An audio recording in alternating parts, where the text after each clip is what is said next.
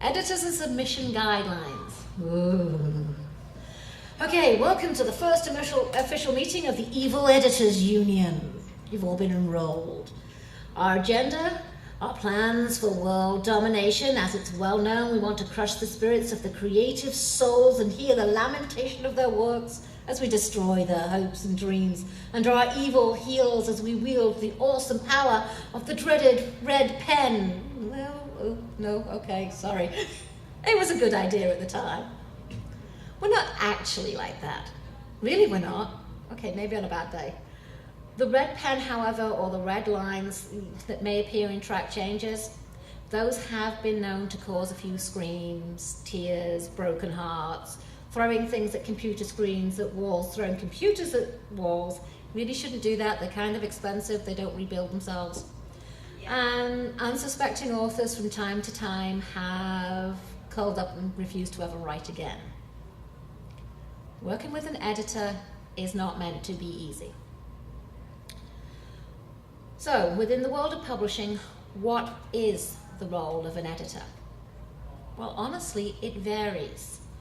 There are several different types of editors out there, but within publishing alone, you'll come across line editors, copy editors, submission editors, literary editors, editor at large, editor-in-chief, managing editor, see, tongue, round teeth, it's the lack of wine in the bloodstream, and staff editors. There's also this thing called book doctors, who combine editing along with other aspects of helping to prepare a book for submissions or self-publication. Can you imagine all of those editors in one place? Maybe arguing about the Oxford comma. That gives me a headache just thinking about it. That said, we're far more likely to, yes, crack open a bottle of wine and weep about some of the things we've had to do under impossibly tight deadlines. Because it's not just the authors that are bound by the deadlines, it's the editors. And if you're working with a publishing company, your deadline may include 6 different books all due on the same date, and authors who all have their next door neighbors, cats, sister's best friend eat their homework. We've had some very, very strange excuses for things. But by and large, editors are actually people. Strange, isn't it? We're given almost this godlike quality by some people. The ability to say yes, no, go away, you can't write. Oh, you're wonderful, come here, I'll change every word. Well, let's look at the editors you might work with first if you're self-publishing. Because a lot of people do self-publish, myself included. I have gone the self-publishing route. Only technically it's not classed as self-publishing for me anymore because it kind of come under the imprint that I co-own, but let's be real, it is self-publishing for me. I'm not going to turn down my own work. So yes, it's self-publishing. I'm honest about that, but I'm careful not to put too many of my books out through our own imprint. In fact, I waited for nearly 5 years between one book and the next. So we didn't get the reputation that the imprint was formed to promote wonderful me. Well, me anyway. So if you're self-publishing and you hire an editor, what do you expect when you contact the editor?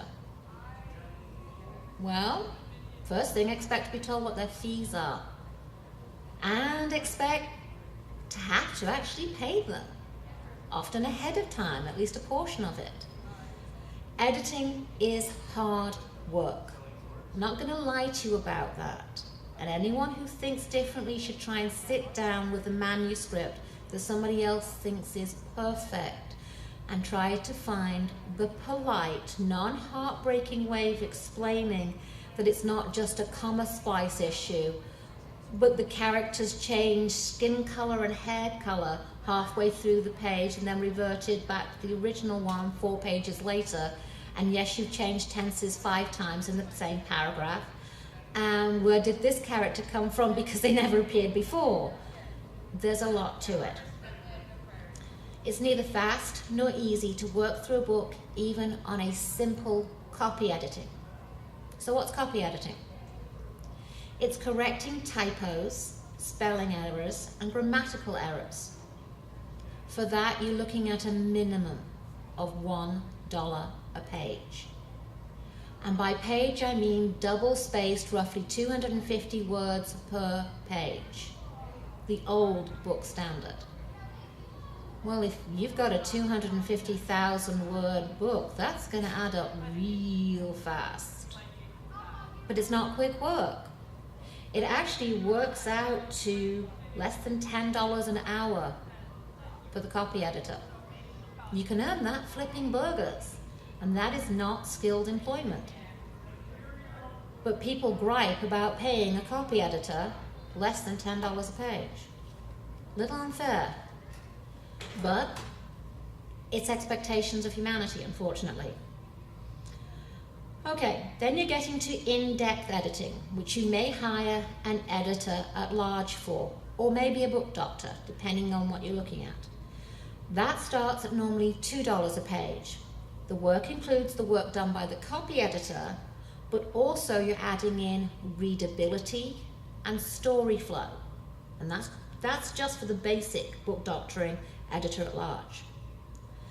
A full book doctor, which does everything I've mentioned before, and a few things I'm about to mention, starts at $3 to $5 a page.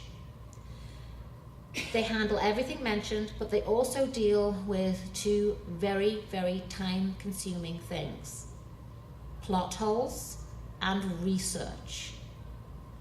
Now, that may mean a book doctor has to go back and research whether the character you've got, who is a police officer who's off duty, suddenly producing a gun and thinking he doesn't have to produce the ID showing he has the ability to have the gun with him.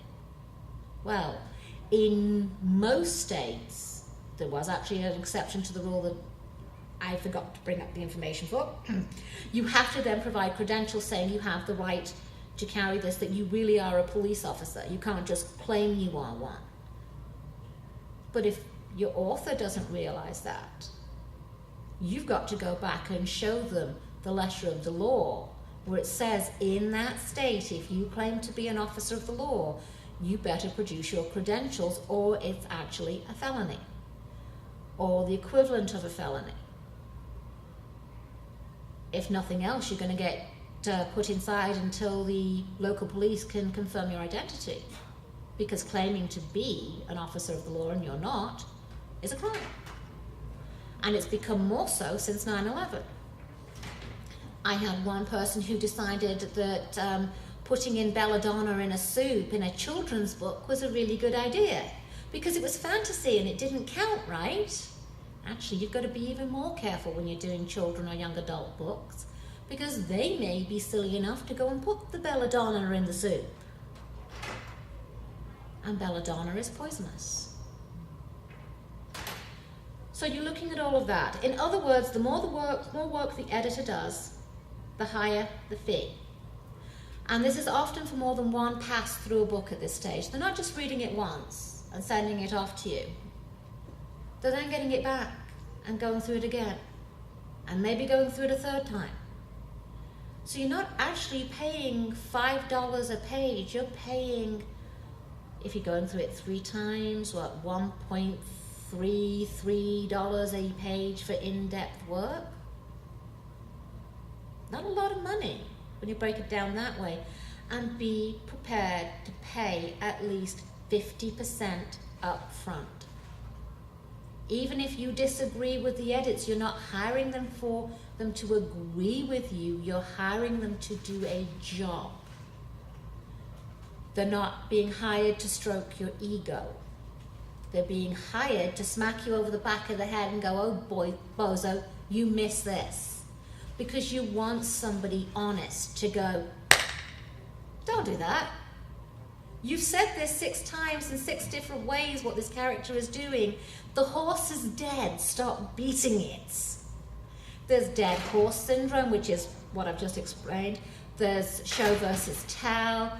There's passive voice being overused. There's changing tenses, changing point of views.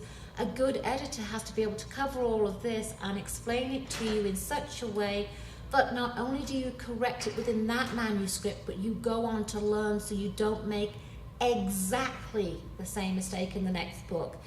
That said, some of us, myself included, always have a touch of dead horse syndrome, and I have to have somebody go through and go, Terri, you said this 2 pages ago, it doesn't need to be there. Because yes, even an editor needs an editor. So anyone who writes professionally needs one. I don't care if you're Stephen King, J.K. Rowling, or Joe Bob living down the street. By the time you've finished writing a book, tweaking it, retweaking it, and on your final read-through before you send it to submissions, your brain is filling in the blanks. You see what's meant to be there, not what you've actually typed. We can't help it. We can't take that out of our brain and see what's actually there, though there is a way around that. It's time-consuming, but it is doable. And the example I'm about to give will hopefully explain. I edited a book for the company, written by my long-suffering husband, who Ellie has got to know quite well over the years. And I had to turn around and explain there was a problem. This was for a rule book. He'd written a paragraph where he had an idea. Well, that's what we do, we write them down. It had met another idea along the way and had mutant babies. And by the time the paragraph came to the end, there were multiple generations of mutant babies, and all with no punctuation. This is a paragraph that's 12 lines long. Not a single period, comma, semicolon, any punctuation you can imagine, nothing. The problem was, in his mind, the ideas were all clearly laid out, and he could see the punctuation because his brain was putting it in. So I had him read it out loud to me. Only then does your brain stop replacing pieces, because you're actually forcing your brain, your eyes and your mouth to all work together. And that's obviously the brain is one part, but there's 2 different parts of your mind. And they actually then have to work correctly, and you are forced to realize what you have on the page. By the time you finished reading that paragraph to me, the words were interspaced with, I'm sorry, I'm sorry, I'm sorry. Oh God, did I write that? Oh God, did I write that? So if in doubt, read it out loud. If an editor sends something back and says, this does not make sense, read it out loud. Record what you've read and play it back, and stop it and listen and play it back again until it sinks in exactly where you've gone wrong. This is why audiobooks have also become very popular, because you're actually getting the real story rather than what you as the reader is substituting in place, because readers are just as guilty as authors for substituting. We will change the color of the hair, we will change the meaning of the word, we will change the intent of the word. But audiobooks, the actors who are doing that are able to give us the full story. Besides, there's nothing more relaxing than having somebody read a story to you. Audiobooks go through another set of editing, which I would cover, but I honestly don't know enough about audiobook editing to be able to do it any form of justification. So, how to work with an editor. Be honest. Have a thick skin. When they send you back edits, read them through. Wait at least 24 hours before you reply. Calm down. There will be something in the email, in the edits, that upsets you. 90% of the time, there will be something there where you go, we should not just read the freaking story. You misunderstood. How can you miss that? Did you not notice before? There will be something in there. Yes, I'm seeing the look of shame. We've all done it. I am guilty of it as well. We all authors do it at some point. I've had some wonderful discussions. I've had some wonderful editors who have handheld me through becoming a baby author to a published author to, oh God, I'm teaching others now. Yes, I'm up here teaching others. Oh no. So yes, you take the time. Get past the emotional response. The book is not your baby. It is not your child. It is a creation, yes, but it's not a child. You don't have to defend it. Take the advice, and if you don't understand where the advice is coming from, ask. Really, email them, ask. You know, maybe I'm just missing something here, but I don't quite understand where you're going with this. Do you have 5 minutes to explain?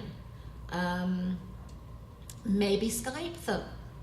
Maybe that you're somebody who actually needs to hear it, you know, spoken to you, rather than just reading it on the page to understand where the editor is coming from.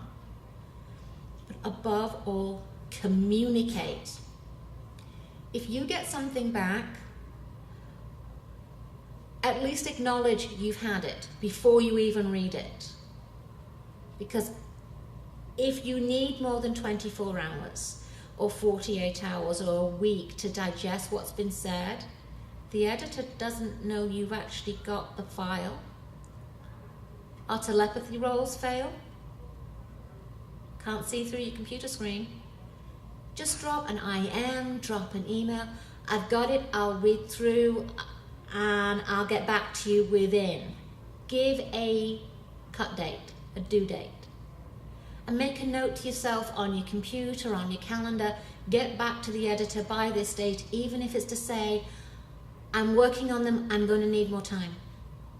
We need to know what time we have in our slots to work with somebody else or get on with our own projects. And if we're sat there waiting for Ellie's latest manuscript to come back to us from Line Edits, and we sent them 2 weeks ago, but Ellie's fallen over, broken her arm and can't type, and she's in hospital. I don't know any of this. I've had authors that have gone missing for a year. I've known editors who have gone missing for a year and then suddenly popped up and gone, oh, I'm sorry, didn't you know? I was in Afghanistan. Well, no. You could have told me. All you had to say was you were deployed. You didn't even have to tell me where. Or AFK, sorry, work 1 year. If you can't give details or you're uncomfortable giving details, just say, I'm offline for the next month, something personal has come up, this is nothing against you, I'm very sorry. I will be back. Which is also why freelance editors ask for some of that payment up front. Because you could also run off with the edits and self-publish and we never see a penny. That unfortunately happens a lot. So, working with an editor, communication, communication, communication, communication. Nothing else matters other than that. Keep it civil, keep it simple. If you can't be polite, get somebody else to type it for you, or read the email before you send it. If you're not sure it's coming across sharp or harsh or whatever, have a third party, a wife, a husband, a boyfriend, your sister, your mother, whoever, read it before you hit send, because once it's hit send, you can't take it back yet. Google's working on that. But even then, we'll probably still get it because, well, technology. So be careful before you hit send. Do not go blasting the editors on Facebook, on Twitter, on YouTube, anywhere else, because once it's on the internet, we will find it. We routinely Google you. At least we set up Google alerts for authors we work with because of problems like this. There's one particular author, naming no names here, obviously for obvious legal reasons, who has been dropped by 6 different publishing houses, 3 of them large, because every time she's had a problem with something, she has blasted it all over her Facebook. And then she wonders why she gets her contracts dropped and why publishing houses don't want to work with her. The editor's mean, or I sent off my manuscript to her 3 hours ago and yes, the editor's just had a baby, but she should have replied to me by now. And it literally is that entitled attitude. You're not entitled, I'm not entitled. We're human beings, you want to be treated with respect.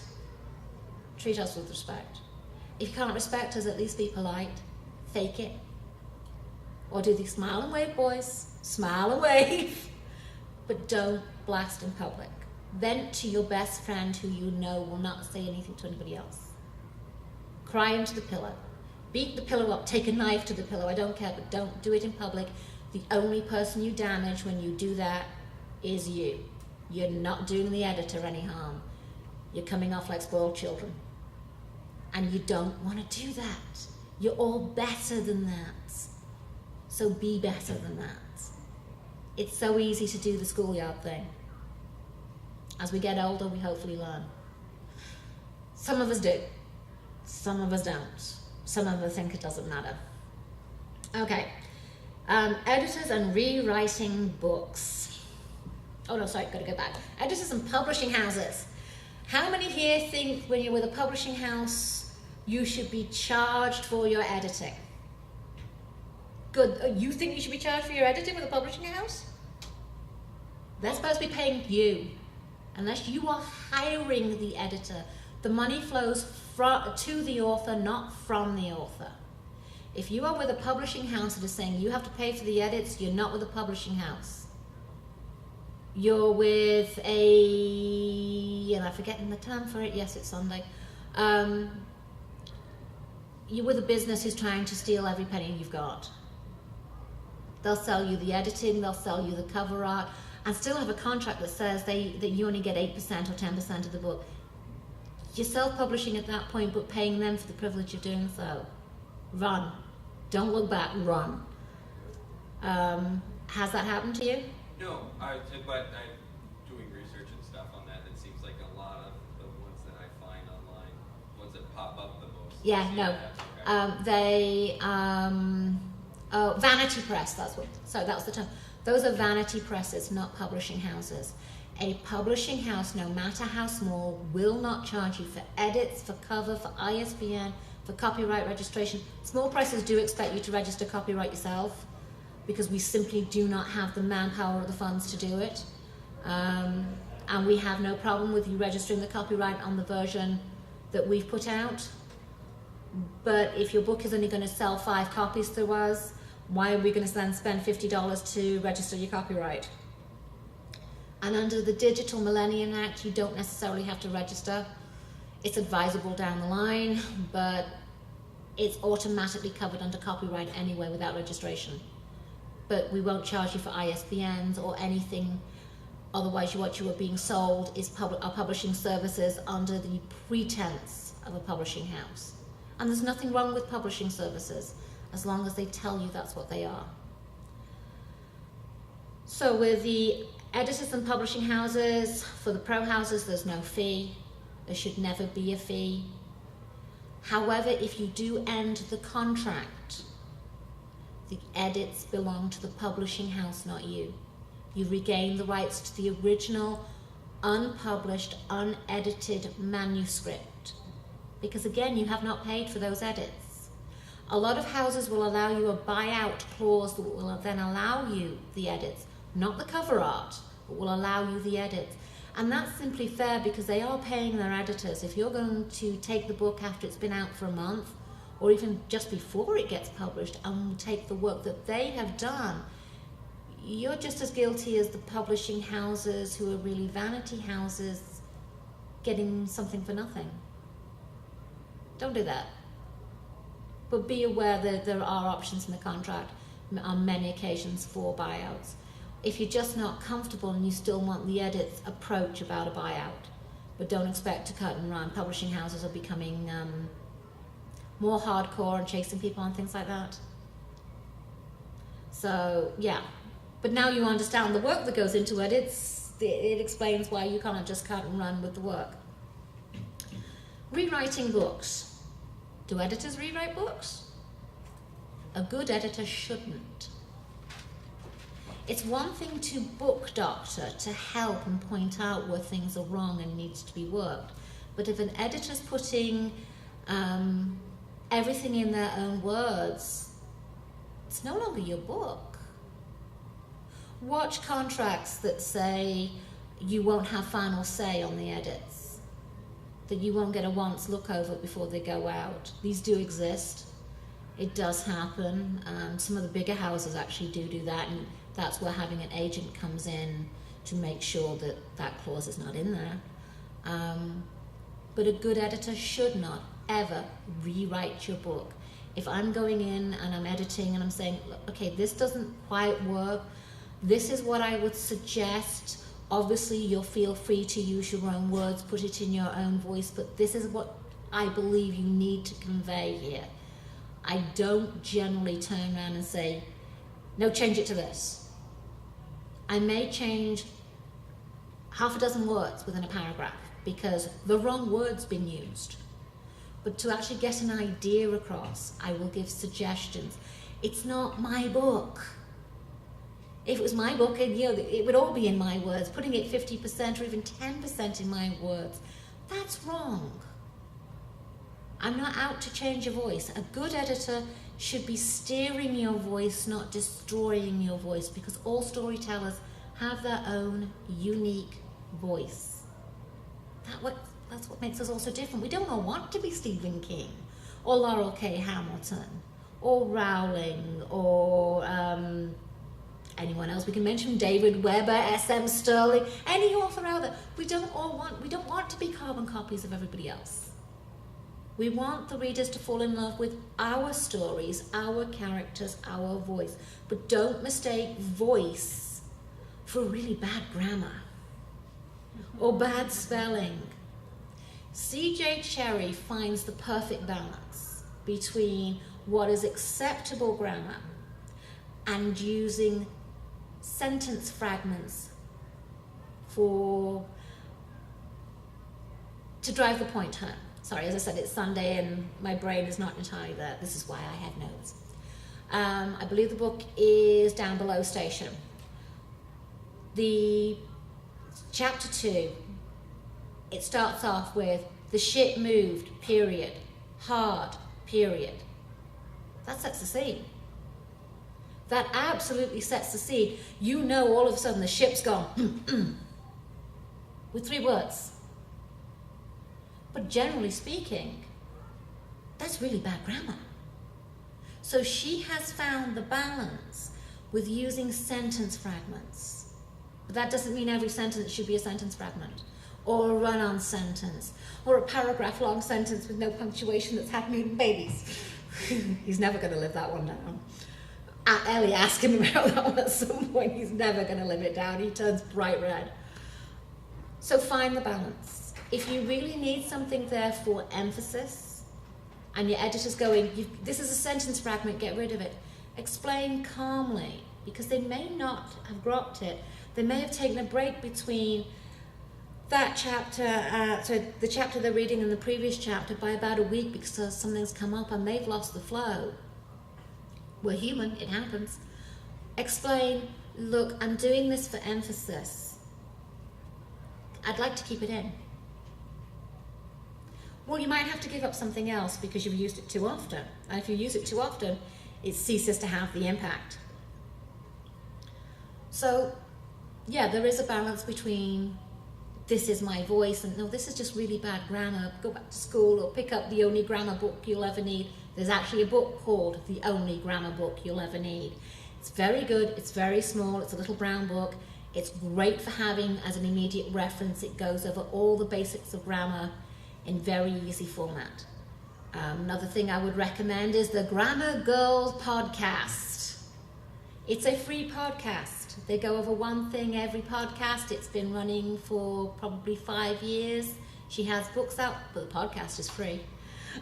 We like free.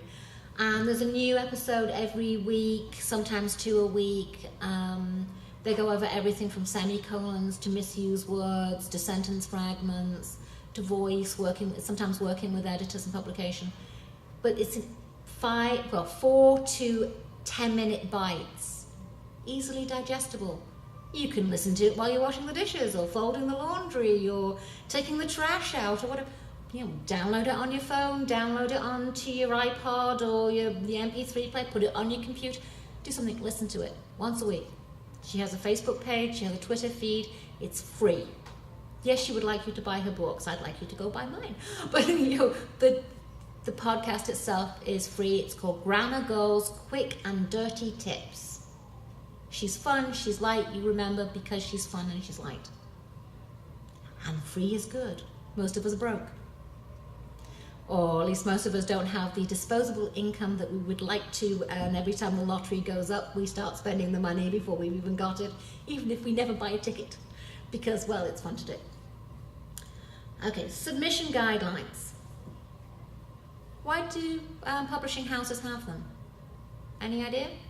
Weed out people who can't read instructions? Yes, because if you can't read instructions, we can't work with you.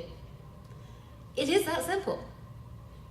Yes, there are additions on there, such as, well, we're a science fiction house. No, we don't publish historical romance.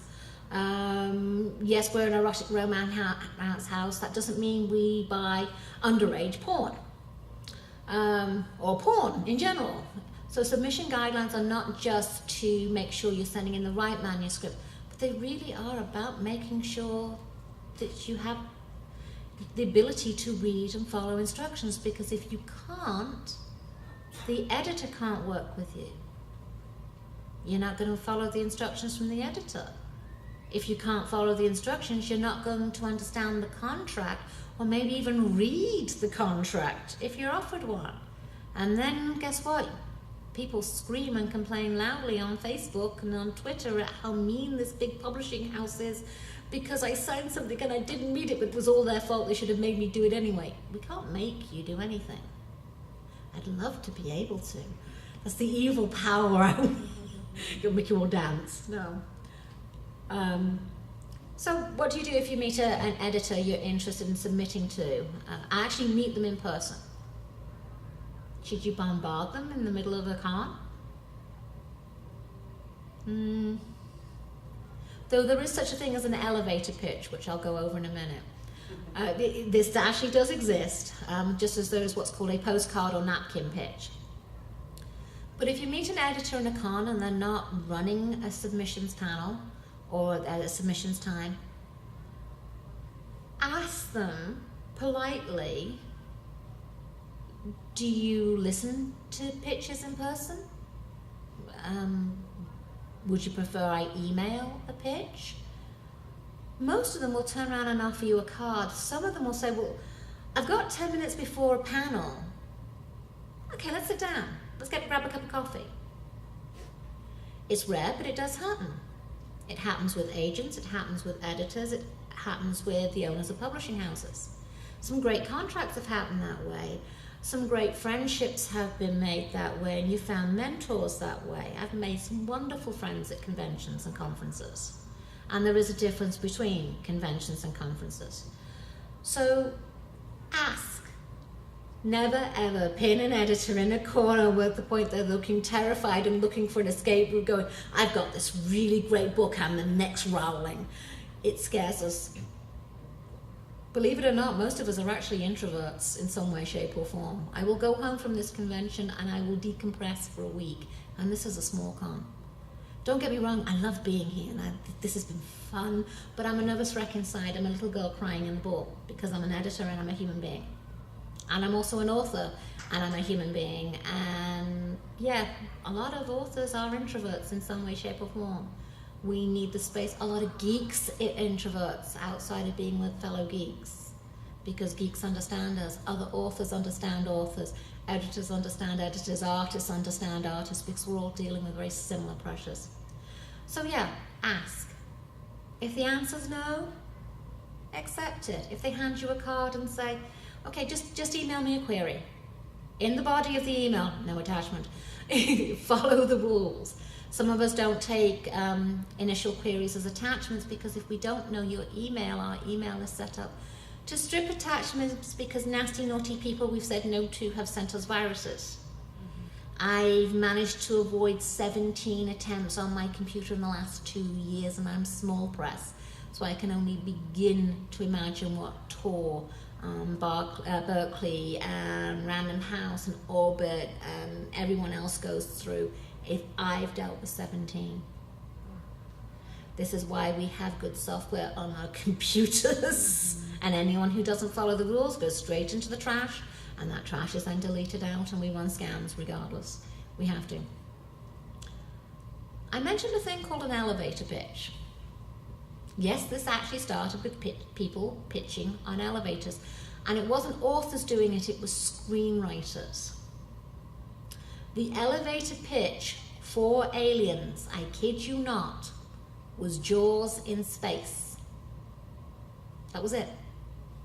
That sold the movie. 3 words. You may be asked, if you approach an editor, give me an elevator pitch, napkin pitch, and it's exactly the same thing. It's something that will fit on the back of a white folded napkin, those little things that they put the drinks on. If it's too big to fit on there, in standard writing, not the really tiny stuff, font size 0, then it's too big to be an elevator pitch. You have the equivalent of the 1 minute it takes to get from floor 1 to floor 2. Yes, this may actually be happening in the bar or the coffee shop or in a corner as you're chatting on the way to the next panel at a conference. So think about your elevator pitch. What describes your book? And you know what? You can then use that as a tagline for your book. So even if it doesn't sell the book to Random House or to me or anybody else, and you decide to self-publish, which, as I said, there's absolutely nothing wrong with, it does not have the evil, dreaded overtones that it used to have, use that tagline. That's why I describe Honor Harrington as Horatio Hornblower in space, because it gets the message across. And that's not my tagline, but that's how I describe it to people because it works. So think about your tagline. Do not describe it as, if you like Stephen King's Pet Sematary, you will like this. Amazon is cracking down on that. You cannot mention other people's books if you are a small press or self-publisher. The big 6 can get away with it with the if you like or if you are a fan of.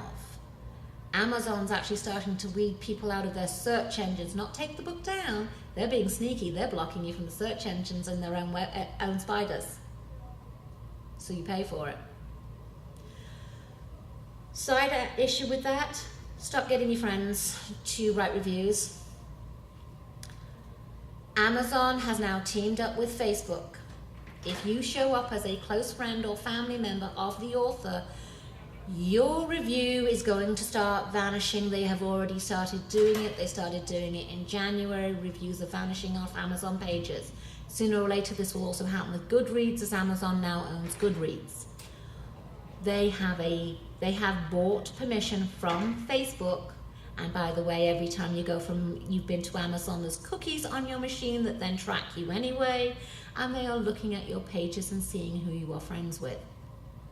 They can't see what you're typing to one another yet, but they can see someone who is listed as your sister, your brother, your cousin, best friend, because a lot of us do those little categories on Facebook to sort out who is who. You know, CoreCon friend, Game Geek friend, high school friend.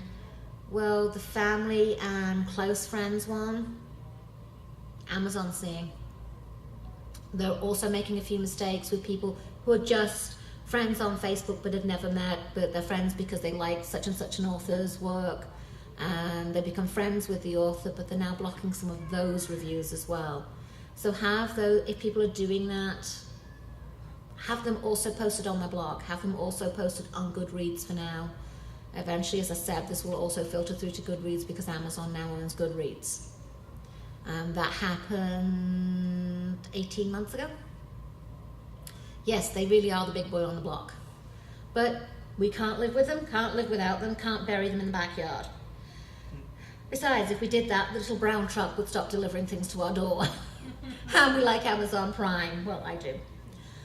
Okay, Any questions about editing or editors? So we do take bribes, wine, chocolate, single malt whiskey.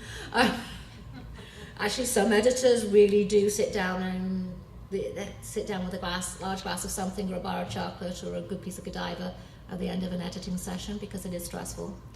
And we wouldn't do this if we didn't love what we were doing, because we don't make a lot of money doing it. Not when you consider we can go out and flip burgers and earn more money. And we have to pay our own taxes. You know, there's no healthcare. It's really unfair. We authors and editors and so, you know, we need a healthcare scheme just for us. It's not going to happen. But so, any questions? Yes. Could you say a little bit more about self-publishing? I mean, I was at a conference out of Granada 6 years ago. Mm-hmm. But they said, oh, if you self-publish, that's your death. You're never, No. And then some agents, I'm mainly still looking for an agent, they'll say very clearly, we do not want self-published. And some will say, we welcome self-published, but a lot of them say nothing. So I always start my query with, I am a self-published author, then they don't have to read very far if they're going to. What this often means is they don't want you to send a manuscript that is already out there as self-published. It's really hard to sell something unless it's out of this world, or it's 50 Shades of Grey, to a publishing company. It's the same reason why a lot of publishing houses do not want simultaneous submissions, and simultaneous does not mean you're sending multiple submissions to the same publishing house, but you're sending the same submission to multiple publishing houses and agents.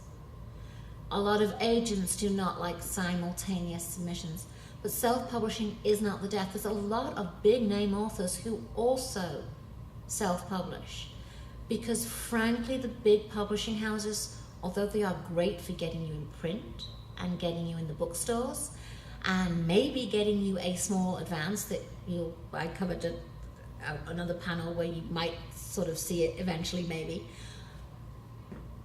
The royalty rates suck. There's no wriggle room in the deadlines because they've already allotted the print slot. So if you get sick and you don't meet the deadline, you're dropped, you're dead. You won't get offered another contract.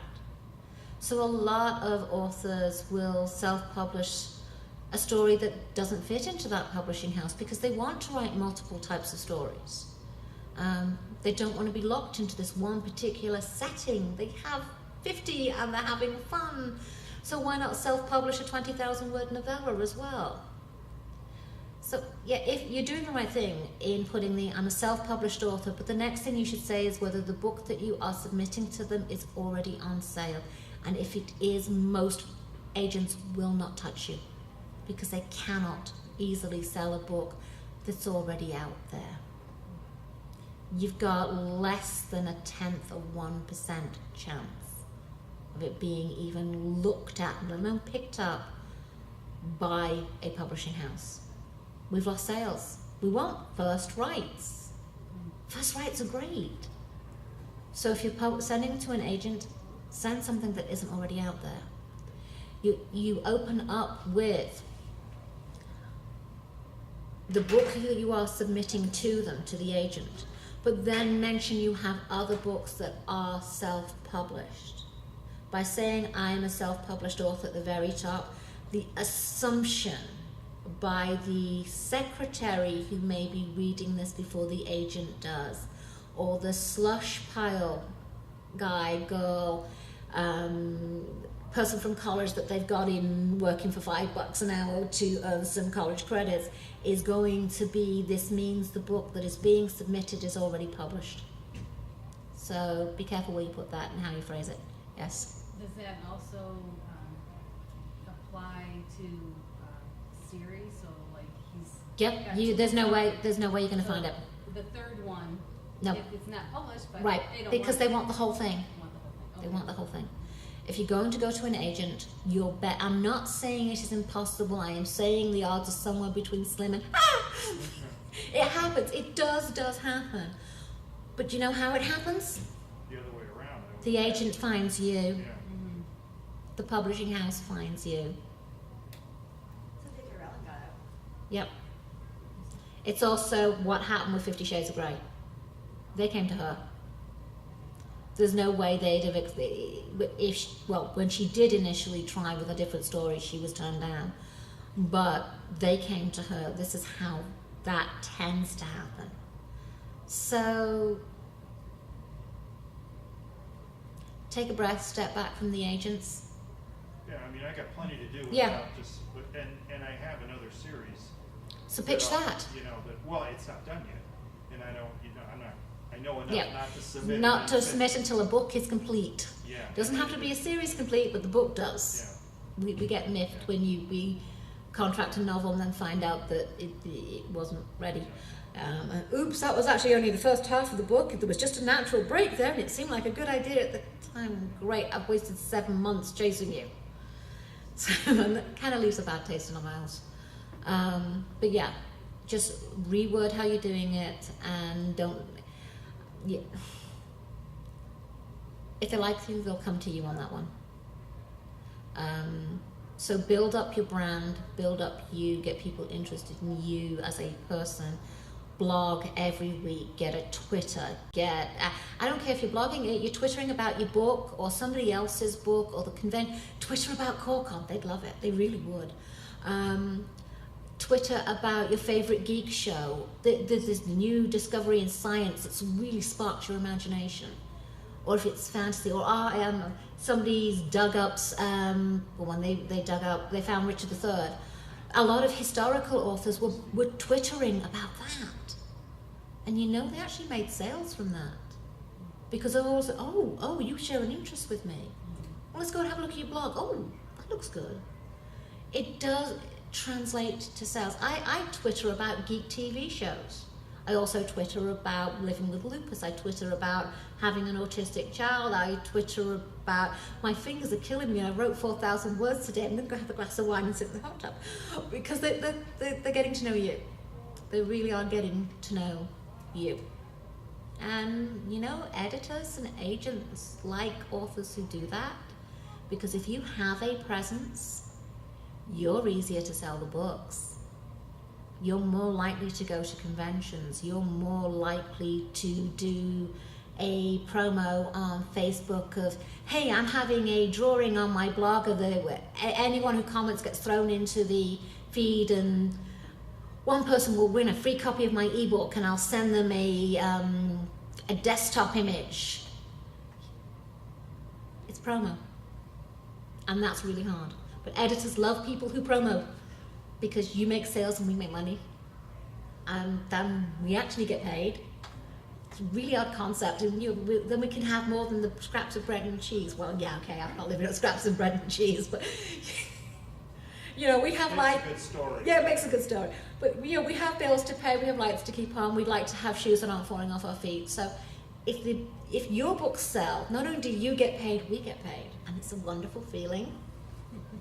It's also great when an author you have worked with eventually leaves your small house and gets picked up by a big author, because even if they never look back, you can sit there and go, whether they acknowledge it or not, I was one of their stepping stones.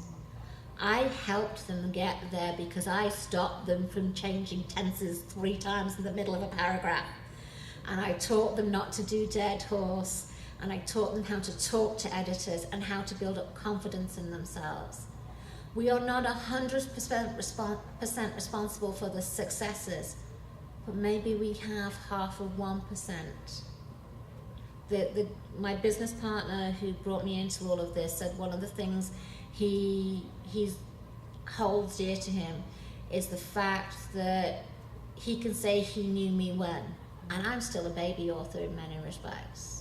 And yes, I've got hundreds of stories and books and things out there right now. But I'm not S.M. Stirling. I'm not Stephen King. But he's proud to turn around and say he helped me get to where I am now. And he's hoping to see me get a lot further. I may be an editor, but I'm submitting work to other publishing houses. Because, I really want people to buy my books. Please go buy my books. Okay, there's the promo done. So, any more questions? Hey, they left us alone. Ooh, we have no staff, yes. The term book doctor. Mm-hmm. Now, originally that was a very negative term. Yes, it's not now. It's not. Okay. It's not. Because it meant a shady deal and pay $5,000 and you'll be the next J.K. Rowling. Yep. There are book doctors who are like that, but there are legitimate book doctors out there, and this is where the research comes in. They will send you to other clients or won't have a problem in telling you who some of their clients have been. In fact, a lot of authors will have thanks to on their web pages. But legitimate book doctors basically are the combination of every type of editor you can imagine for fiction in one person, doing their damnedest to help you make that book better. Because no matter how good you are at research, you miss something.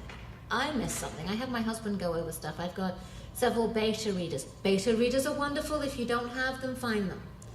And you want beta readers that are honest and not just going to say, this is wonderful, send me the next chapter. No, you want beta readers who are going to go, you missed an S here. I'm not quite sure what they're doing here. There's a third hand here. What happened? What happened to the knife they were... You want beta readers who love reading but aren't necessarily groupies. And even a small author ends up with groupies in some respect. People who just love everything you've ever turned out, regardless of how bad it was. So you want honesty. You want someone who's going to enjoy it, but you want honesty. You want somebody who's going to be brutal, but in a friendly way. You want at least 3 beta readers. And thank them. Buy them an Amazon gift voucher. They're working. Some beta readers actually charge, but if you're lucky enough to get beta readers who don't want to charge you, and they do exist, I've actually got a couple of really good ones, I send them thank yous, and they tell me off for doing so, and then they ask for the next book to read. But they continue doing it because I'm not taking them for granted, as well as the fact they like reading the stories. But I'm not taking them, and it's just a little thing. It may only be a $20 Amazon voucher. A remembrance at Christmas, a Christmas card with, if they're into getting their nails done or whatever, here's a Walgreens or whatever to go buy the nail gloss you want. Or you're going to a con, oh, hey, you've done so much for me. Let me buy you a badge. Little things. Because the $40 you just spent on their badge probably saved you $500 in editing. It's worth it. And they then tell their friends how wonderful an author you are. And you really should read their book, because not only have they enjoyed your book, they're respecting you because you're respecting them. But yeah, beta readers, wonderful thing. If you don't have them, find them. And more than your wife, your girlfriend, your brother, your sister, more than the people who are just going to say, yeah, great, get on with it. You want honest feedback. But you also want people you can trust who are not going to send the stuff out and put it up on a free download somewhere. And that sometimes means you're going to have an NDA, a non-disclosure agreement. Depends how much you trust them. Sometimes a non-disclosure agreement is a very good thing, especially if you're ever working with licenses for licensed fan fiction through things like Kindle Worlds, or you're working for doing more in-depth versions, such as working with the Star Trek license, Star Wars, all of that. You're going to need an NDA for anyone who's going to be a beta reader at that point, because otherwise you can get hammered, because you're letting them see something before the editors see it, and you don't really want the editors in that case to know you've let somebody else read it, because you've probably signed something that says you're not going to share it. So you want an NDA. Or ask about, in those cases, whether there's a pool of beta readers that they approve, because some of them do actually have approved beta readers. Most don't, but some do. So it's definitely something to think about. What we're down to, wow, we're actually down to the last 5 minutes. So anyone has any more questions, please feel free to ask, and at this point I'll make something up.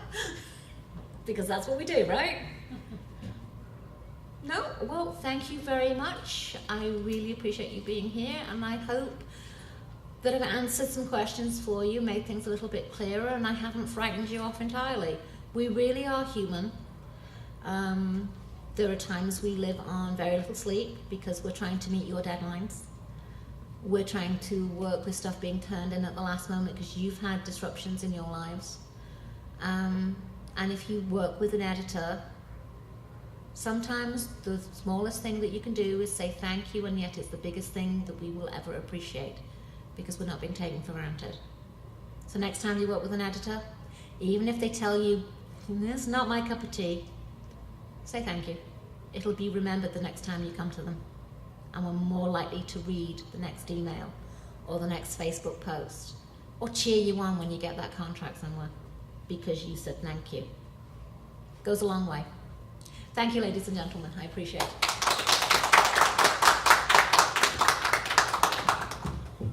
And yay, that was my last panel of the day. I think